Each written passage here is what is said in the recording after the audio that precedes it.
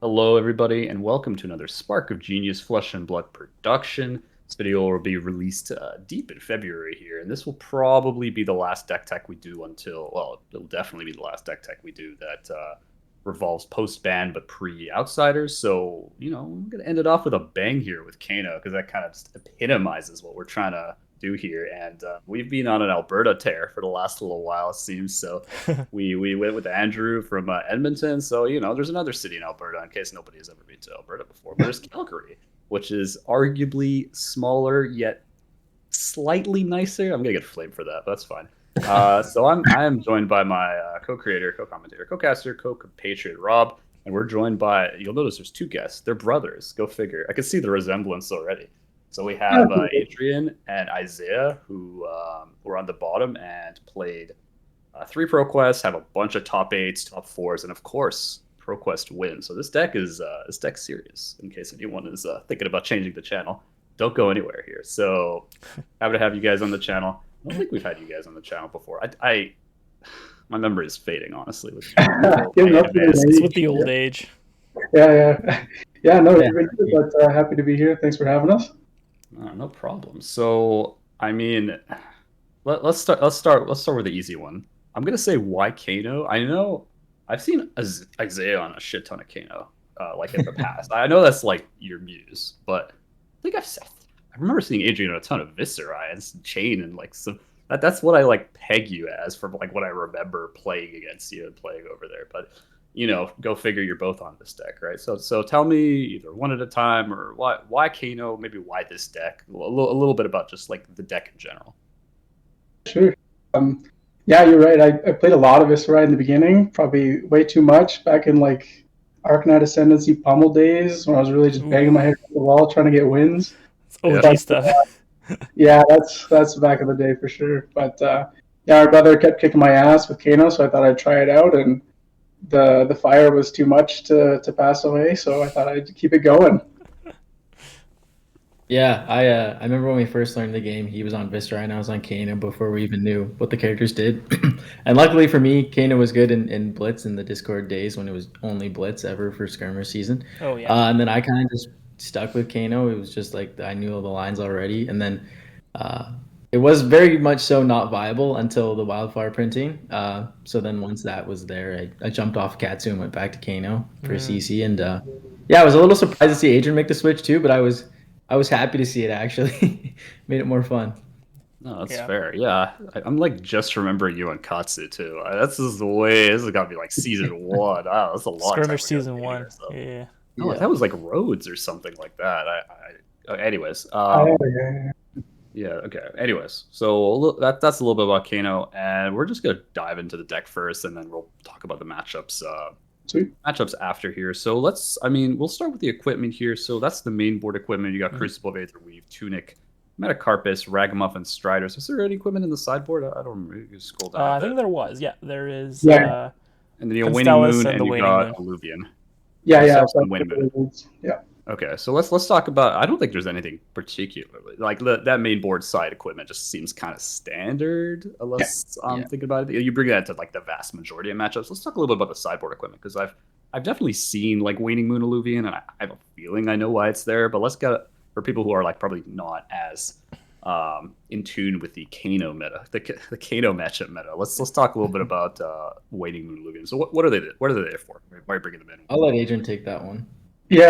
So those two are basically just like the generators in the wizard mirrors. So Kano and Icelander. You'd think it'd be okay in like Viscerai, where you're making a lot of arcane blocks with the rune chance, but it definitely doesn't come in as handy. When it comes to Icelander, it's definitely the most useful equipment you can run other than Striders, just because you can break it to reduce the cost of your Waning Moon by 3, and it costs 2. So if you are getting a Frostbite from them playing something from their arsenal and on attack, you can respond by breaking 2 counters off Alluvian, let the Frostbite come in, and then you use your Waning Moon, and it costs 3 less. And so on top with the Frostbite, it burns it. So you don't have to worry about it later on other things, or if you are already stacked up with a couple of Frost Hexes, it just stops damage as well as deals damage. Okay. Very nice. That makes sense. I know there's definitely like back and forth as far as like the wizard duels, figuring out whose turn it is. Of course, all the good stuff. I Of course. counter or something, but it does make sense. So like the efficiency of Waning Moon, just like out efficiency. That's not a word. Just doing your opponent in the efficiency game. Yeah, when it comes to the wizard matchups, efficiency and chip damage is huge. You're basically just sitting there waiting for somebody to do the combo, and you just hope that either you can block it out and they got nothing left, or you go over the top when they're doing it. Yeah, we always describe it almost as like a game of chicken, like who wants to go first. Yeah, Right. no, that's fair. Yeah, that's like Kano Blitz mirrors. It's like things like, oh, you got reds, oh, I guess you lose. So it's like, yeah, more off the tomes. Yeah, no, that's fair. Okay, so let's look at the main deck here. So I'm calling it the main deck. I don't know how 47 cards. It kind of looks like you're structuring core into like side. How usually like I would do it. Not so much. So you normally like put things in rather than have like a big chunk and then take things out, right? Is that how this works? Exactly. You got it. Okay, so we have let's talk about the reds first. So we have the Flare, the Spindle, Wildfire, Blazing, Swell Tidings, which is just your upgraded Voltic Bolt, I assume. And then, are there any other reds in the core? In the core, no. That Aether Flare here is hidden, but yeah. Yeah, there's the 3 Flare. Anything particularly spicy about the reds? They look pretty standard, unless there's like a particular piece you want that kind of jumps out at you. No, that's all the standard stuff, Isaiah. I want to say the main board is pretty standard, except for maybe the Clarity Potion and the Deja Vu. Mm-hmm.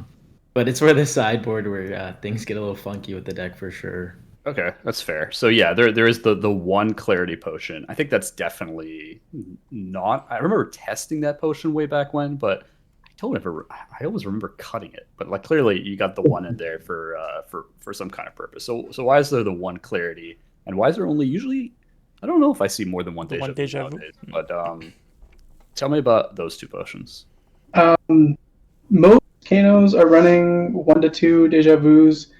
We just found, like with testing, if you see one and you get it out early, the other one's just extremely useless. Having 2 almost never comes into play unless you're running into the wizards and you can do a couple of like pop-off turns just to like push back. But at every other matchup, it's just like excess that doesn't need to be there. So we kind of just like to play flexible, and we have the Clarity Potion as like an option if we see either one beforehand. Both are good. One's a talismanic lens essentially, and then the other one is just like a free Kano off the top that we know is going to be there.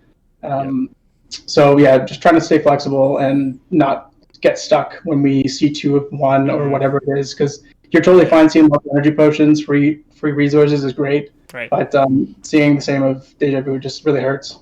Yeah, even Clarity too, I guess. Like opting twice. Right. Opting 2 is still opting 2, right?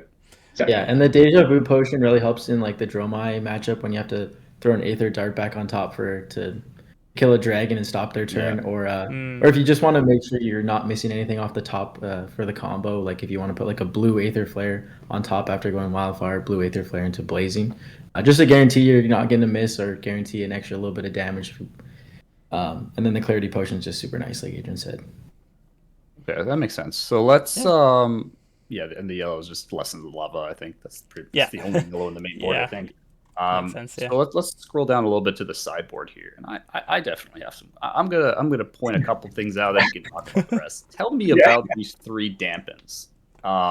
Just in case anyone's Rob, you want to hover over that damp? You want to click that card? Just I know for a fact people don't know what this card does. And so this is a red 2 for 4 is what I remember from it.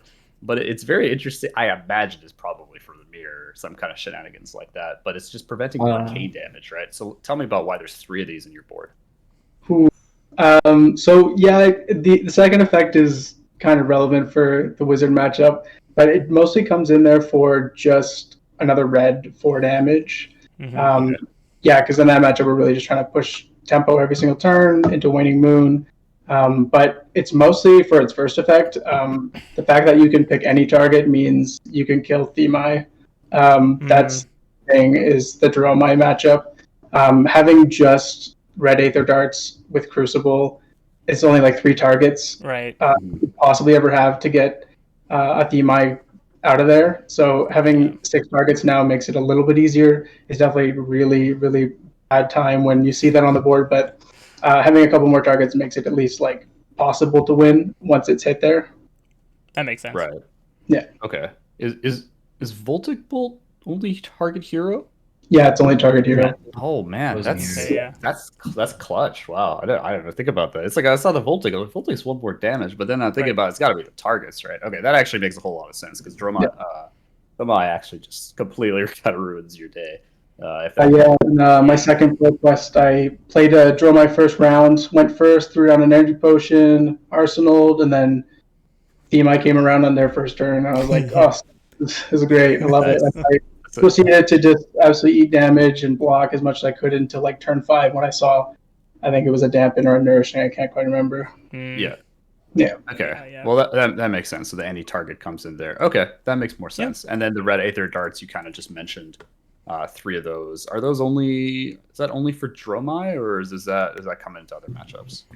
It also comes in the wizard matchup. Just a 0 for 3 is like I'm either trading you cards, you give me a blue to block it, or I'm dealing 3 damage. It's just like a value card in that matchup as well.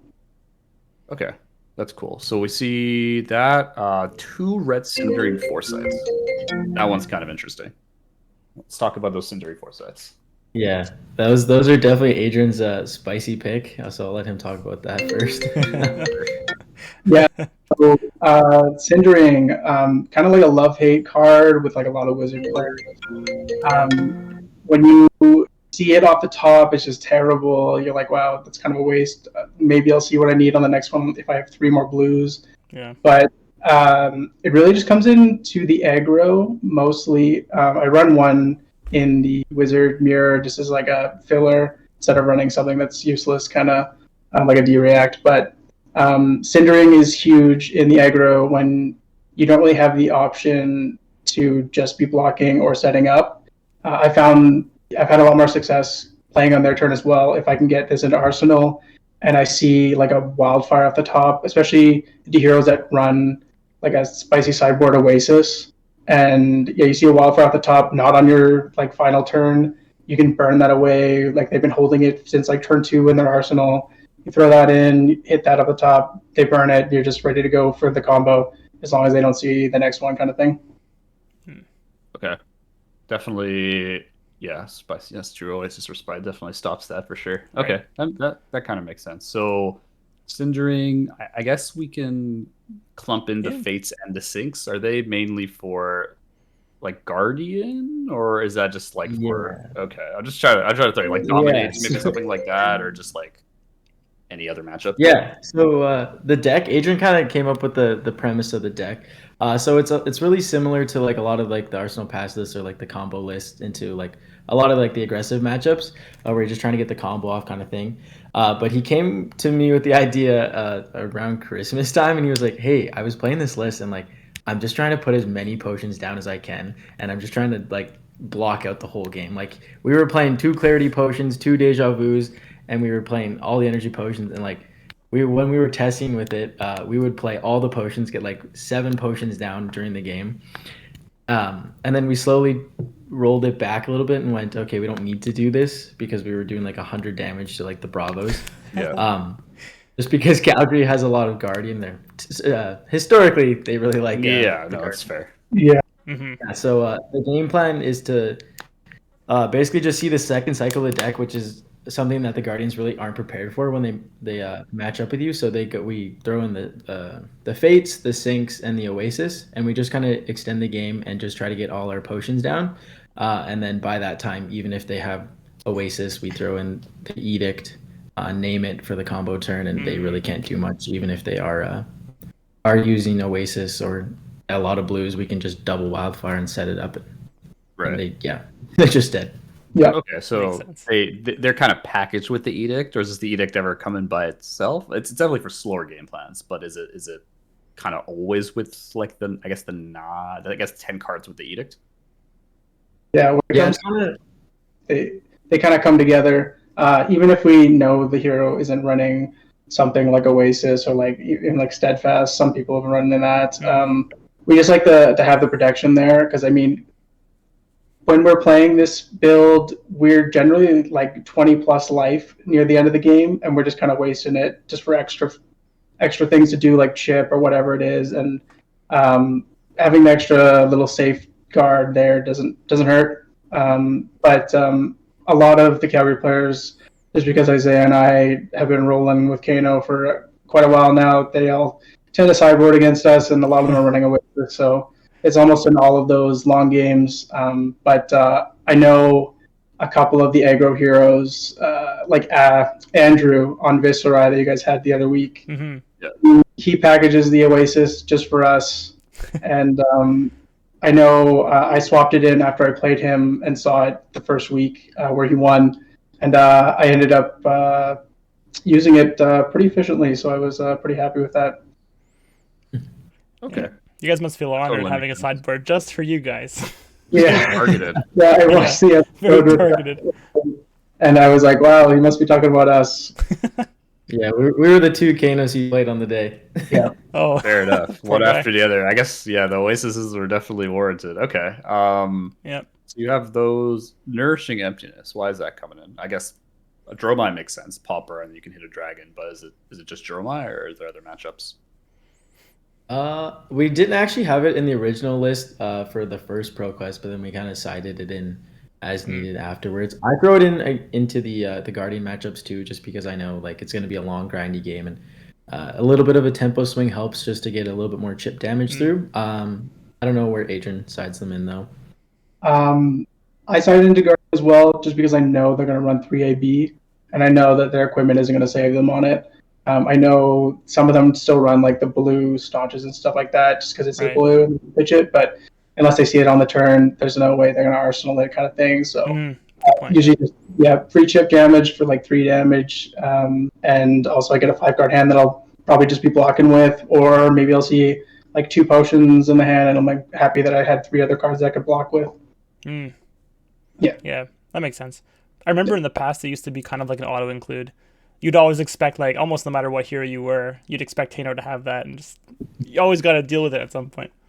Yeah. I know a lot of it's just like Cindering. A lot of wizards are like, no, I can't run any misses. Like it always burns me. Right. I'm like burned. It's always on the top kind of thing. But Yeah. as long as you're like reading through your cards, making sure you're paying attention to what's been coming and going, what your like odds are, kind of at the end of the game. Right, then you can like hedge towards like this is probably gonna hit or miss. Yeah. Exactly. Yeah. And that's why the Clarity and the Deja Vu were in there too. Yeah. Right. Okay. Yeah, that helps like smooth it out. So I guess the tomes would be this. You got 3 Aether Winds and 2 Findles in the sideboard, which I guess I don't know how often I see the tomes in the main board versus sideboard in that configuration, whether it's like 3-3 or 3-2 or whatever. When are those coming in? I guess first of all, maybe like why are they in the sideboard versus the main, and then when are they coming in? So we kind of differentiate between the two for matchups. Tome of Aetherwind, 0 cost, like just draw 2 cards is super flexible when it comes to aggro. You see it off the top, free 2 cards for blocking or for the kill turn kind of thing. Second mode usually doesn't come in if you know it's gonna kill, like with a +2 on a wildfire into anything else kind of thing. Go for it, but like most of the time it doesn't. We want Aetherwind for the fast game just because we don't want to extend it. We want to be burning as fast as possible. It lets us see more cards for less resources, all those kinds of things. Tome of Findel comes in for the long games because we're trying to extend it. More life we gain, the longer we can get the game to go. The draw 2 is cool, but mostly it's just for the life gain. On the combo turn, if we've set up at the end of the game where we have a tome into 2 blues that we pitched earlier kind of thing, that's totally cool too for like a kill, but it's mostly just for the life extender. Right. Oh, and also for the wizard matchups. Drawing is just huge, so big. Having the extra cards to block or to pitch away to arcane is so useful. We just found also in like the wizard mirrors, whoever draws more off tomes just generally wins. Yep. That makes sense. Yeah. Okay. I mean Sonic Boom is Sonic Boom. I think we all understand that card. Yeah. Although I'm used to seeing it in main board. I mean, I don't see Wizard much, but to me this is kind of news where it's in the sideboard. Is there a reason why it's in there, or like what matchups you would bring it in for? We just don't really run it in the matchups, the long grindy ones where we have misses in the deck. Like with the 10 plus misses, you don't really want to run it. It's more just in the aggro. Like I like to just sideboard in cards that are like I don't really have any misses on the top, so I can just fire and then know that I'm good. I won't break a turn and then just lose That makes sense. because of it. Okay. Yeah. So the Fate Sync Oasis kind of package and stuff like that. Definitely don't want to start seeing that shit off the top. Exactly. Okay, so that's mainly the deck. We can move on to the matchups. I think the easiest way, because we're gonna use your combined game knowledge from all your PQs, because that's like what PQs over both of you guys. So we're just gonna kind of go through very shortly. So if you've let's start with Bravo. Let's go Welcome to Wraith first. So I start with Bravo, and then I'll just be like, okay, so maybe like a short 30-second, 1 minute kind of elevator pitch. yeah, just like tell me what your goal is and tell me what you saw and how it kind of worked. If there's maybe it's like, oh, like I went into Bravo, I took in the Fate Sync Oasis Edict package, worked great, never lost a Guardian matchup, 10 out of 10 will recommend to a friend. So something like that, because there's a lot of heroes in this game, so I want to try to. It'll get longer and longer the more we do this. Yeah. I know Isaiah played basically like a picture perfect game against Bravo in our first PQ, so I'll let him get Yes. Okay. Tell me about so that, Bravo. you side in the all the D-Reacts, Fates and Sinks, you throw in the Oasis, the Imperial Edict, and you're just trying to get the Edict out as early as possible, so that because it's not like Chains of Eminence where you name it and then it's that effect. You can wait on it and then it keeps go again. Right. But basically, you just block out and then you gain life off the Oasis and the Tomes. And then right when they're about to go for it, you kind of set up for the combo turn. And once you get to that low life total, like I think I did about 65 to the Bravo player when he was on 35. And then it was just picture perfect. I had the 3 energy potions down and the Clarity and the Deja Vu. And it's just easy when you can just block out and just play the potions because they really can't do much about it when you're playing D-Reacts because the crushes don't get through and you just kind of be wary of the pummel, but they can't always have it. So I would say it's a 9 out of 10 feels good matchup most of the time. Awesome. Okay. And actually, so speaking about the combo, so I know we didn't actually talk about it, and I know it might be obvious to some people, but maybe we can spend a minute just to talk about like what does that combo look like? Oh yeah. That would be the Pro Tour 1 Arsenal Pass combo. So basically, decks built around Wildfire. You're basically looking for that in Arsenal or a Blazing or a Lesson. Starting the combo off with the Wildfire, trying to hit either a 1 cost or less. Even if you can get 2 costs, it's great. 2 cost Arcane Attack. Into Blazing afterwards because you get the buff on all the arcane done from Wildfire. Right. But basically, yes, Wildfire buffed up into like Kano, pitching your blues to drop your hand down to 1 card, holding priority on it so that you can Ragamuffins, hat, grab the top card. Hopefully it's a blue. If it's not, you're just kind of rearranging your resources and deciding what's possible to get the Blazing out. Swapping the card back and keeping the top card that was on there, letting everything resolve, pop off, hopefully a Lesson, and then find the Blazing and combo. Depending on how many resources you have, I think the cap on just like a regular Wildfire with Metacarpus and Crucible into Lesson into Blazing is like 36 or something like that. Okay. I'm not much of I don't really particularly pay attention to that. I'm just calculating on the fly. Yeah. Especially when it comes to like the long combo, it's mostly just like I don't care. I've got all the resources. Like I'm pretty sure this is enough, kind of thing. Yeah. I'm dead. Yeah. It really comes down to the nitty gritty games where I'm like, okay, I need exactly this. I need you to have a yellow and a red. Right. Nothing more, nothing less. And less is great, but right. You do that, and you do the calculations. Hopefully, you get the win. Nice. Yeah. Okay. That makes sense. What do they call it? Napkin math sometimes. Yeah. Calculator. Bring out the finger calculator on the playmat.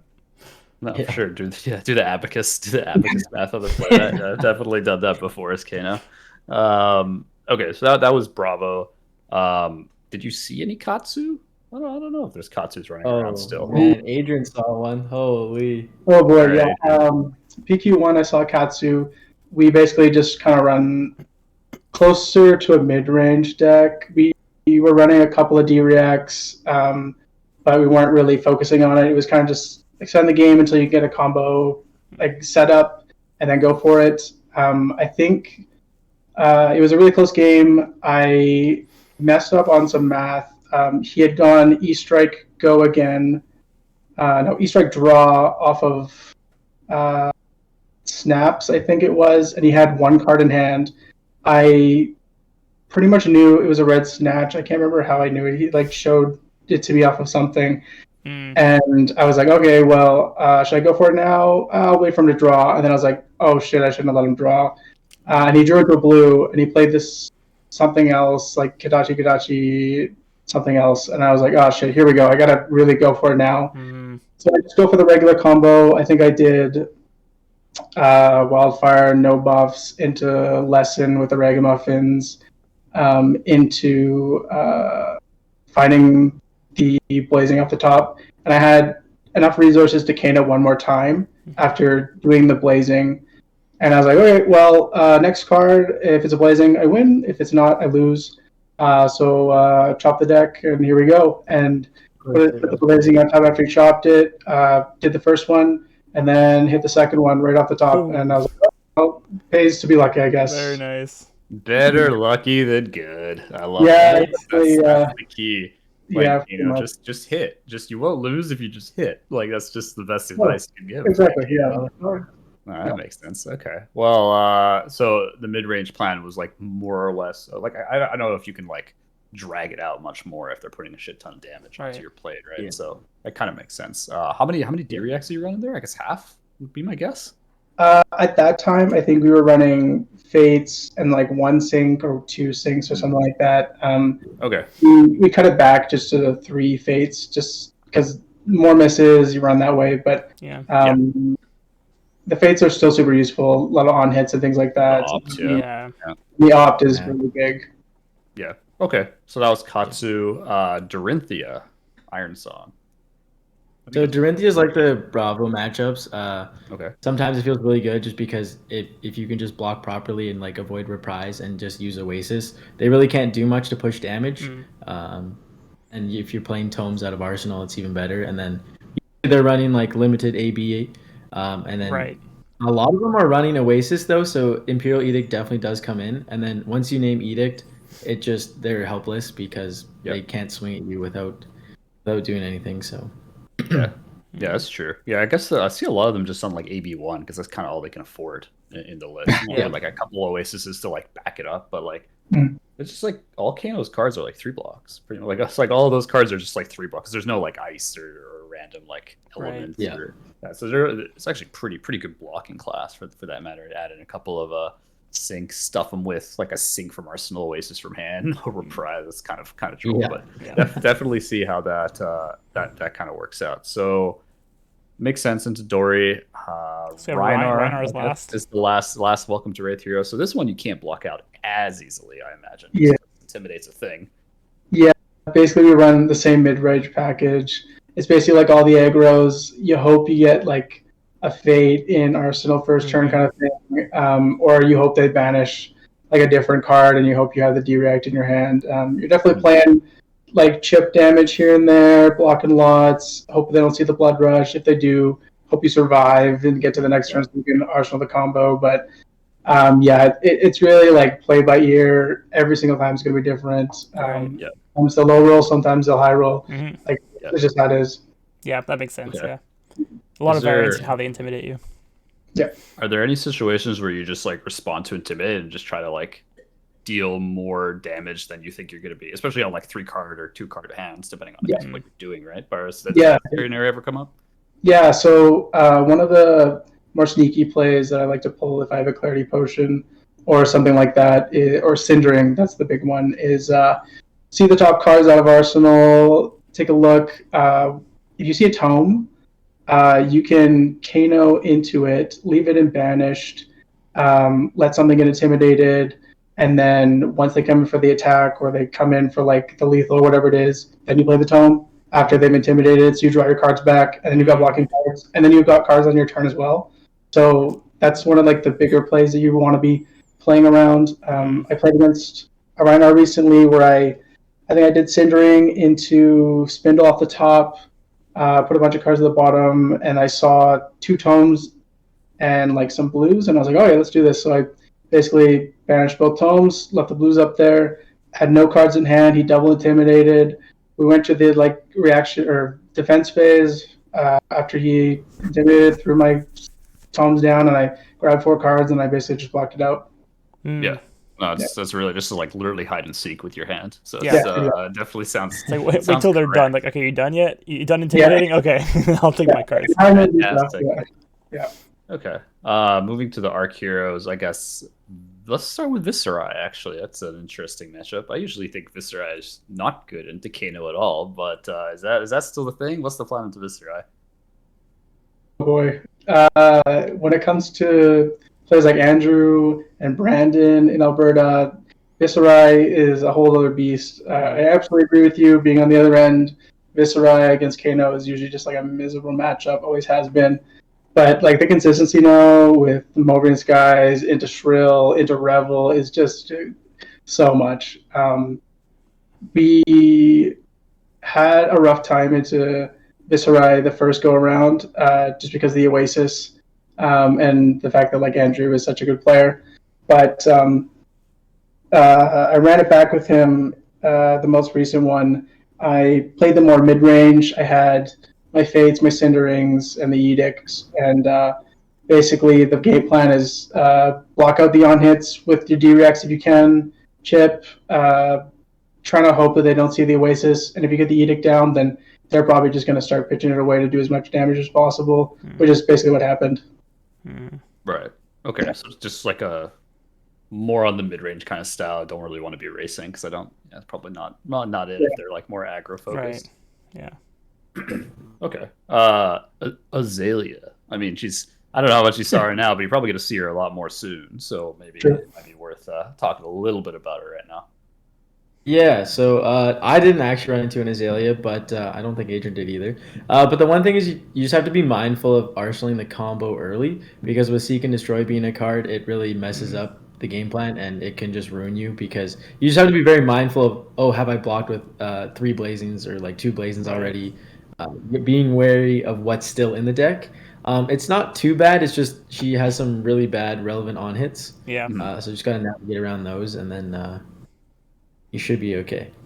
Yeah. They run like the D-React package because there's really just with Azalea, she doesn't have Voltaire. It's not much go again. It's just big attacks. One big thing. Yeah. So if you can get D-Reacts in, block it all out, make them burn the Seek and Destroys, late game's pretty good. Yep. Makes sense. That makes sense. Oh yeah, she has like Sleep Dart too. It's probably kind of annoying. If Right. it is. Yeah. It's all coming back to me. Yeah. Yeah. They've got the AB on, what is it called? Skullbone as well. Skullbone, Yeah, they're Crosswrap, legendary. the bracers. Yeah, they have Yeah, AB. one of the good part is they run like 10 blues, so you know you're doing okay. Yeah. Right. Yeah. No, that's fair. Okay. Dash sounds not fun. Yeah. Because they just come in with no. AB3 and nothing. They just hit you. Like, Right. It's pretty fast deck. So Yeah. what's the plan? Exactly. Yeah, so I would say probably Dromai's the worst, and then Dash might be the second worst matchup, just because, like you said, they just have the built-in AB, so their game plan doesn't change at all. And it's funny because there's a couple dashes in the some of the metas that literally started bringing in like Signal Jammer and random cards just because they're like, I don't want to play you, like, and if I do, I'm going to ruin you. And I'm like, you already have a good matchup. Yeah, I know. But yeah, it's just trying to block the on hits. Like, I think it's Combustible Courier, the +3 to the next use card. So watching for those, and then usually it's just vanilla damage. So you're just trying to pick the spots, block, chip, and then force relevant on hits, and then just go for the combo. But yeah, it's not too ideal. Just the challenge is seeking the combo in time before you die. Yeah. With Kano, like you just have to be so flexible all the time. Like some heroes will just ramp up immediately, like Saber Bolton. Like they'll have the combo on turn 2, and you just have to like, okay, well, I'm gonna do my best right now. I hope I have a wildfire to go. Right. Yeah, you got to rely on the top being good without much setup, I guess. Yeah, that's what's good about Kano. In those kind of situations, it's probably the only hero that could ever come out of it with a win. Yeah. So like all the games, like as long as you're alive, as long as you're at one, like you are the boogeyman. But I would say one of the biggest learning curves to playing Kano is like knowing what will kill you, like teetering on that one life threshold. Yeah. Be comfortable at one life. Yeah, that's a skill in and of itself. People really don't like to do that. Kano, you just have to do that. Yep. On the edge. Okay. We kind of already talked about the mirror, at the beginning, so I'm gonna skip the mirror, and move into, I guess, the only two Monarch heroes left at the moment, which is Levia. I guess we just started. We talked about Bolton a little bit. Let's keep going on Bolton. Yeah. Okay, let's assume Saber. I mean, there are Raiden builds out there, but let's just assume if someone's bringing Bolton, they're on Saber. So, are you just like gotta go fast before they combo off? It's like who can combo first, essentially. Yeah. That one is, we strictly basically just go aggro, just because without the combo, their turns are like, I don't know, attacking to swing with the sword for like 2. It's usually not that great. It's just like a 4 into a 2 or 3 into 2 kind of thing, and they have to burn their soul to get go again most of the time. Yeah, exactly. Like take flight. So we're looking like that's totally fine. I can give you 2 cards and I'll come back with a Crucible Spindle kind of deal. But when it comes to that, we have to go fast, just because they can get 2 cards into soul, Arsenal Lumina, draw 2 more, and then just go. Like we just lose at that point, and unless we can combo off and they empty their hand. So we're just trying to go as fast as possible, chip away as much as we can. Life's definitely a resource there. We can take damage because it's not going to be like a channel on heroic into like 3 attacks where we have to block out full. It's just we'll give you a couple of cards and we'll come back kind of thing, and then we'll combo off. Yeah, so probably bringing in like Dart, Foresight, Sonic, Tomes, stuff like that. Yeah. Okay. That kind of makes sense here. I don't know if you have a sideboard for Levia or you saw any Levias, but have you thought about Levia in your past, present, or future playing this deck? Yeah, a little bit. Basically, it's defense package. They're brute, but they're also not intimidating us. So the Directs are really more relevant. We can basically just burn them out, let them build their blood dead, and then if we can, we'll chip away and hopefully take some cards. If not, that's fine. Then we'll just combo, because they really don't run much AB. Maybe like a Claw and a Lantern if they really want, but it's not going to be anything more than just like gloves, maybe a headpiece. I'm not sure. Skullhorn maybe if they want. Yeah. It's not super. It's really not ideal for Levia at all, because they can't fill their banish. Or their grave, I guess, right? Yeah, they're not blocking. It's a classic dilemma for any like Levia player against the wizard, right? You're facing arcane damage, so you got to pitch to block it. Unless they see like a nourishing, they're not going to be able to block. I know a situation where we don't bring it in, where they just get like value off of Husk if that's the only chess piece they're running. Right. Kind of thing. Exactly. Yeah. Fair enough. Moving into a more impactful set at the moment, Tales of Aria here. So we have a little bit of ice, a little bit of lightning. So let's start with the old man. Is that the same strategy as Bravo, or anything different with that strategy? Yeah, so same idea as Bravo, kind of extend the game and just try to chip through. It is a lot tougher with the AB3 and Crown. Yeah. Right. But sometimes you gotta take a little bit of a damage when you can, so you can go through with the Swell Tidings and the Spindles that chip through.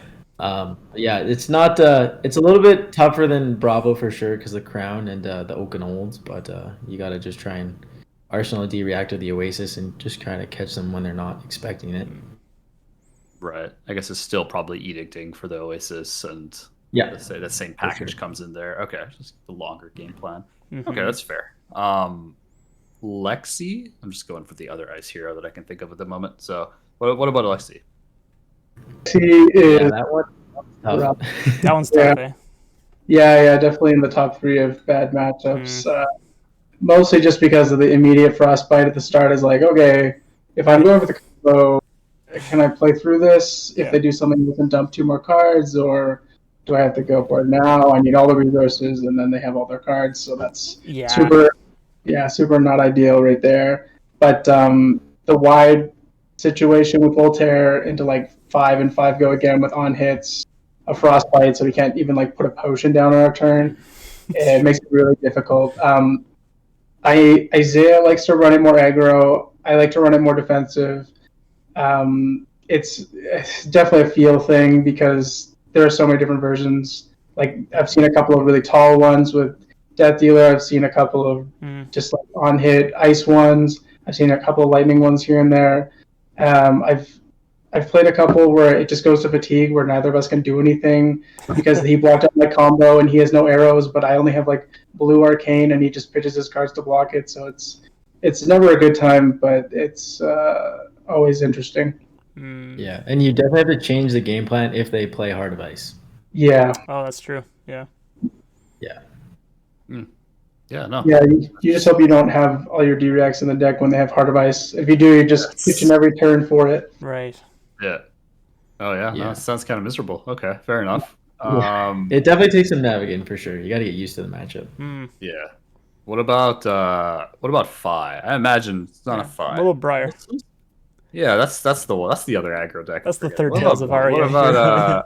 What about the deck with a bunch of random earth blues, but it's still aggro somehow? Yeah. What about that one? So I like to side in just the never miss off the top package, so Sonic Booms and Tomes and stuff. And I like to just try and strip as many cards as I can to take tempo, just on my own turn. So then they have to pitch if they want to. And Mind Warp, it's still in my version of the list actually, just for Fi and Briar, because it's a hell of a card against them, because they don't really want to pitch to AB, but you're forcing them to, because it's yellow and it comes for 2. And if it does more than 2, so just Crucible buffed it. It's a 0 cost. They have to shuffle all their cards from their hand into the deck and draw that many -1. Okay, yeah. Just intellect. So really, yeah. Yeah, so it forces them to get rid of a card if they have a really good aggro hand just to push damage, or they just have to pitch a card. Right. Okay. That kind of makes sense. So just mainly trying to go for tempo, more aggressive kind of style. Yeah, it's trying to fatigue out Briar, just like trying to stop channel mount turns when you're not an ice deck is just real sad sometimes. But so that kind of makes sense. So now we can because they don't usually like to run Arcane Barrier. No, they definitely do not.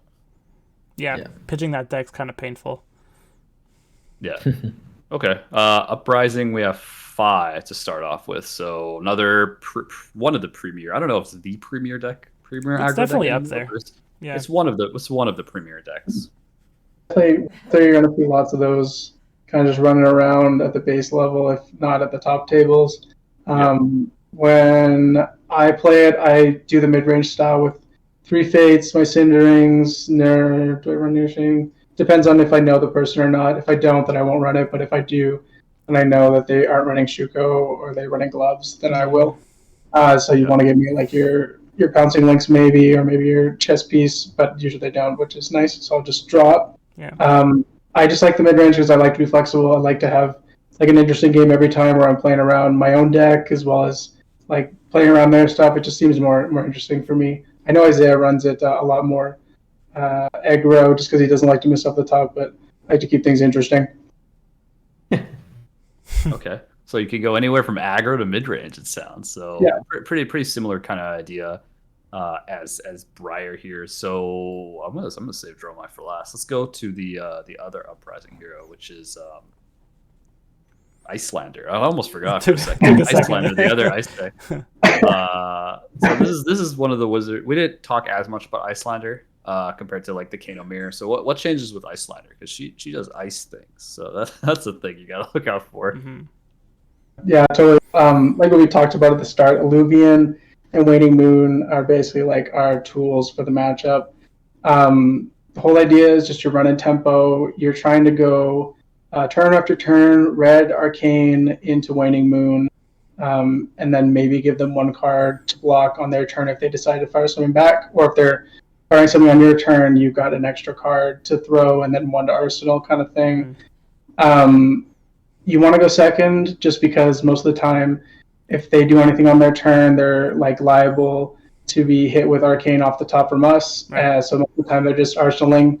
And if they aren't, well, then we're going to do what we can to chip and block kind of thing. We'll get a counter on Illuvian, and we'll go into our turn with tempo. But yeah, for the most part, we're just trying to burn and keep going every single turn until we force them to do something, and then hopefully we can get that combo off. Yeah. Okay. Definitely makes sense. Is there like any sort of, I guess, like playing around the Frostbites? I think it's probably like the most dead. Like, is Channel like the card that you're just scared shitless of the most, I guess, in that matchup? Because it just kind of it's like your ability is kind of useless. Yeah, it's not your ability, your cards. You can't play potions properly. Like, is there a way to play around that, or are you just kind of like, all right, well, I'm gonna take some time off, go take a vacation. Yeah, Channel is definitely the shutdown card when it comes to that matchup. We're just hoping that we can still fire off a red, and if we can, we're probably just using the rest of the resources to block out any arcane they're bringing our way. If not, then we'll try to fire off the moon, but it's usually just the one arcane. You maybe have like 2 resources left over after pitching like 2 blues. And then, you just want to keep tempo so you can strip cards in their hands so they can't keep it up more than a turn or 2. And if you have the taken off turn, hopefully it's a potion or you're arsoning like a Toma Fandel. Getting life in that matchup is also really big, of having the extra cards in your hand to either block or go for the Kano turn where you can just go off the top like 3 times if you have like 5 blues. Right. Okay. Would you say that she's favored into Kano, or is it a pretty even matchup? We both used to think that she was favored, but as of recently, we just found that if you can keep the tempo and really just hold a potion on board, she tends to just kind of be like afraid on her turn, dropping more than just a 1 card. And if she has no items, then it's like really a scary time because we can go at any point basically once they're under 30. So it's still a game of chicken, like all the other, like the mirror and everything like that. But it's always just going to come down to like experience, I think. Yeah, just with a wizard, it's always that way. Yeah, exactly. I think a wizard above everyone else rewards like the knowledge of the matchups, and it's just because it's a lot more complicated to play. Yeah. And one more thing we forgot. Shout out Shay. Expose the Elements is a card that you need to be aware of in Icelander and Open. Okay. So prioritizing getting an energy potion down as early as possible is what we try to do. Sometimes you have to ditch the game plan, but being aware that is a card. You really have to suss out if the Icelander player or Olden player runs Expose. You get burned on Striders like turn 3, turn 2. You're really playing a losing game. You just stick out the hand. Yeah. Good game. No, that's fair. That is hard. Yeah. Okay. Nice. Dromai. So your hardest matchup? Yeah. I think the funniest thing was that we made some sideboard notes, and I think for Dromai, I think it literally at the top, the header was Prey. Yeah. It's not unwinnable, but it's definitely, it feels bad in most scenarios. You just got to be really wary of a lot of the windows and play slow, because when they pitch to Furnace, like they might not have any cards in hand with resources before you let it resolve, that kind of stuff. And just being able to stay versatile with your Aether Darts and trying to kill the dragons during their turn, hopefully, or pray and hope that they do not have Theme Eye. But they just have so much access to arcane stopping effects like Oasis and Sand Cover. Right. And I think I've even run into some that play Irina's Prayer, and it's just like, why are you playing that? It's like a win more so extra. Yeah. Mm-hmm. So interesting. Yeah, they do run more tools there. Yeah, they basically just have it all built in.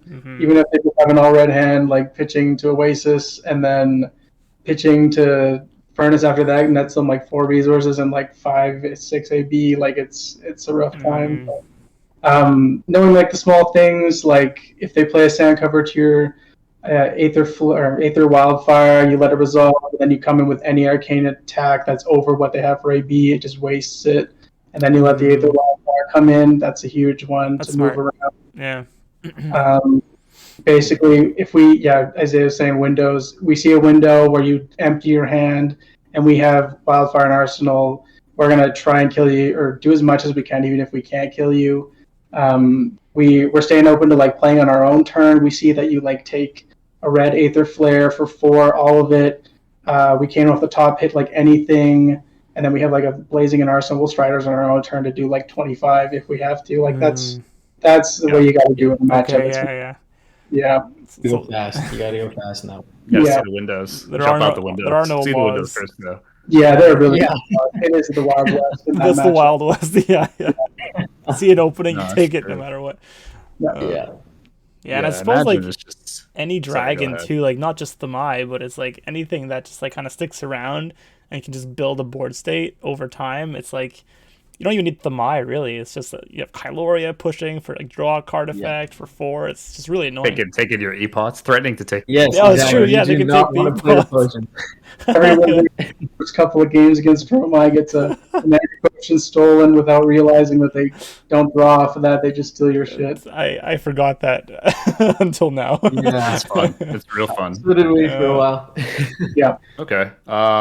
Arachne question mark? Is this that's a good question. I don't know how much. Like there are a couple locally that I have. I've seen some. I've played against some. So I don't know. Maybe it's a deck that I've seen a little bit of success in Alberta. I have no idea.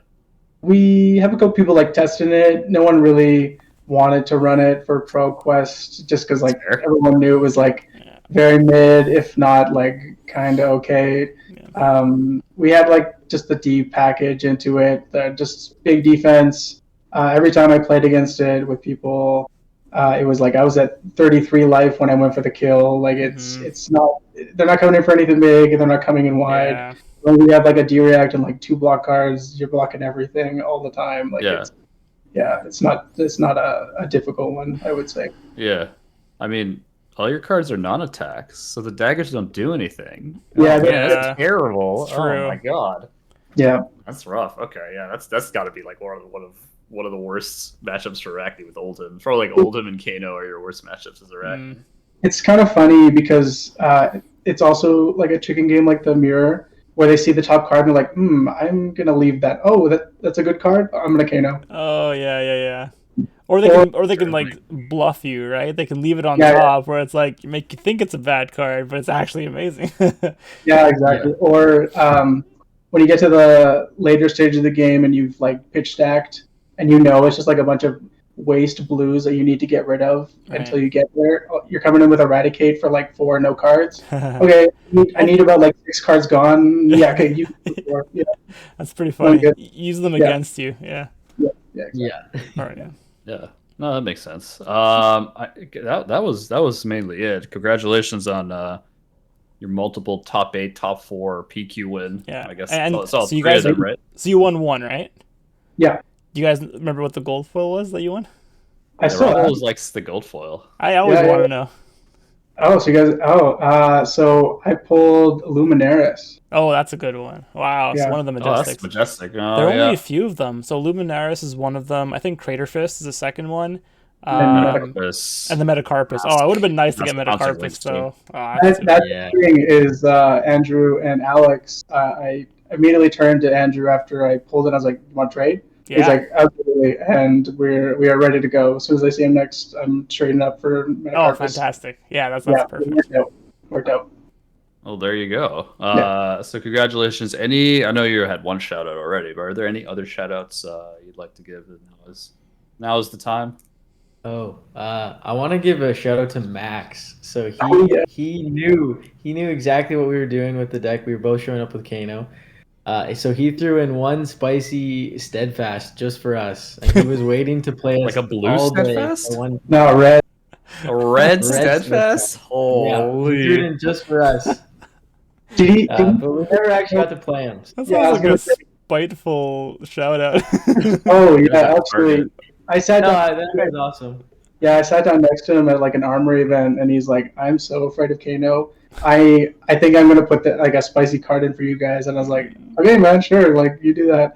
He didn't play us once, but he said at the end of the second Pro Quest I was at, he's like, "Thank you so much for scaring me into playing Steadfast. I played it into the Bravo Mirror, and it won me the game." And I was like, "Oh, okay, sounds good for you." Yeah. When it works, it works. I mean, Yeah, totally. No, I totally get it. Okay. Yeah, I definitely like to shout out the Alberta community. Definitely a great group of people. Mm-hmm. Super welcoming, great, friendly people. Love them. Been around for a long time. Definitely like to see them thrive. Yep. That's fair. I feel like all the Alberta guys are like, I want to thank the community. Yeah. You guys are also tight. Everyone else is like, everyone else we bring is like, I want to test this specific person who's like told me all these cars and like this tech and stuff, and all the Albertans are like, I like to thank Alberta and everyone in it. No, I'm just kidding. Well, we definitely have like our testing people, and we kind of all we have like a Saturday thing where we all kind of hang out at one of our local gaming stores, and we go to like brunch. We call it Flesh and Brunch. And then we nice. Flesh and Brunch. Yeah, and we head over and play some games for like a couple hours and test, and it's a good time. But that's awesome. I do shout that out as well. Oh man, I want a Flesh and Brunch. That sounds great. I love brunch. Good time. I love Flesh. And I've actually been in the I've been around the Kelowna scene for a little bit, so shout out to the Kelowna peeps. There you go. Yeah, the scene's been growing like crazy, actually. That's true. I think they had some pretty big pro quests and stuff. They had 2 pro quests in that area, Kamloops and Kelowna out there. So the interior. No, how far is that from you, Eric? Like probably at least like an hour, right? 4 plus hours. It's 4 hours. Oh, my bad. Okay. Wow. The provinces aren't Atlantic Canada, man. These are big provinces out west. It's not all the GTA. It's, like it's not all like one line, and there's so it's me driving to Toronto, pretty much like 4 hours away. Yeah, but the road from to Kelowna is like one lane in like mountains with ice and snow and shit. Like, well paved. You might as well fly there. If you honestly, can. people do. Yeah. Anyways, that's besides the point. Good community there too. Anyways, appreciate everyone for watching this Deck Tech. We're very, very happy to see different heroes thrive in this crazy meta that we have now. Maybe it's gonna be even crazier with these ice heroes being pogged a little bit. But for everyone, if everyone liked this kind of content, feel free to like, comment, and subscribe. If you have any questions for either Adrian or Isaiah about the deck, they might reply to your comments. They might not. It's really up to them. But you can leave them down in the YouTube video here. And for everyone watching from wherever you are in the world, have a good morning, good afternoon, or good evening. Bye for now.